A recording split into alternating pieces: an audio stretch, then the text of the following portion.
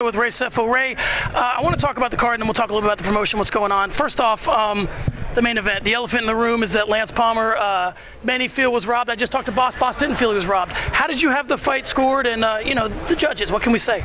I had Lance winning the fight. I thought he won at least 4 out of 5. You know, again,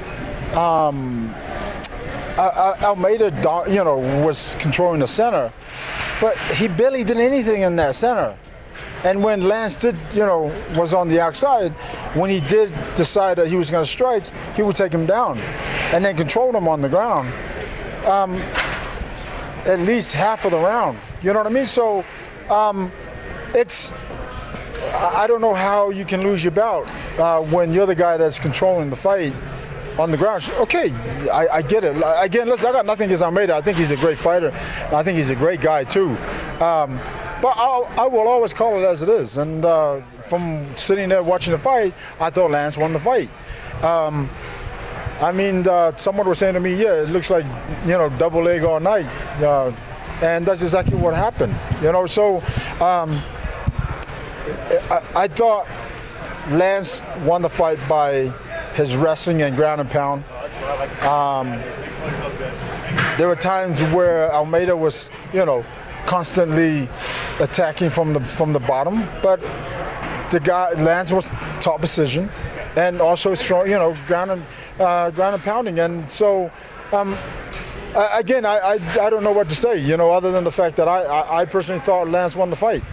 It does solve an interesting problem, in my opinion, for you guys, though, because the division is a little thin, and what was next for Lance Palmer, you guys probably know better than I do, I'm sure, but it was kind of hard to really project what was next for him. Obviously, now you have a rematch that has a lot more interest than whatever potential next fight would have been. Well, go ahead.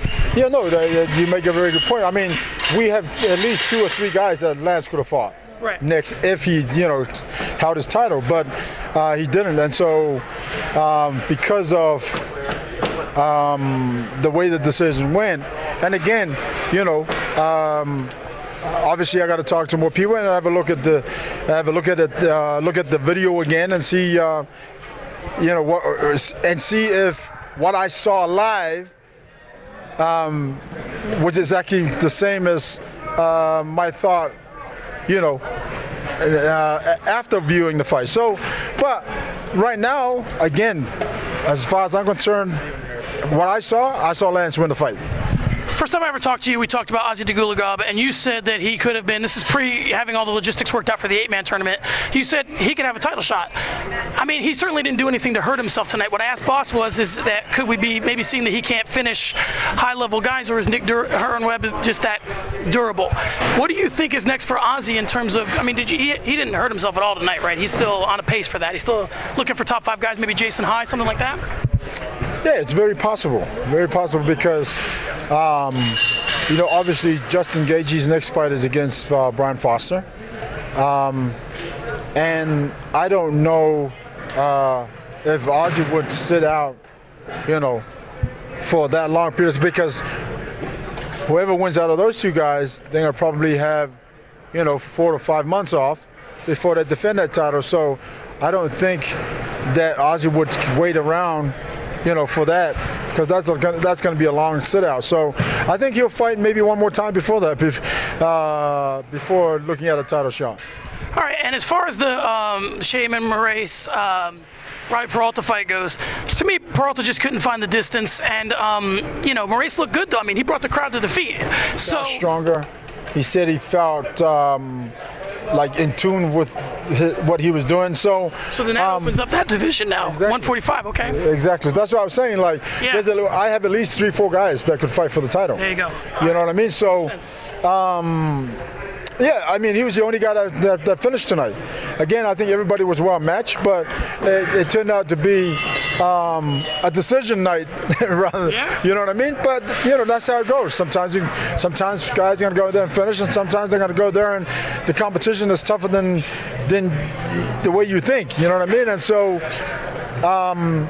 For Shame on, I'm not sure. You know, the fight just ended, so I don't know what's next for him. I'll get you out of here on 2 more. I want to get you to just talk briefly about the situation with Ali Abdel-Aziz, just in terms of your emotions, never mind all the logistics and everything that led to the separation.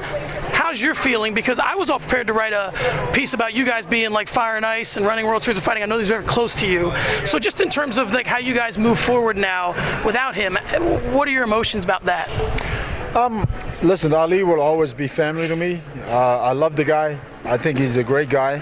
A lot of people will read whatever they read.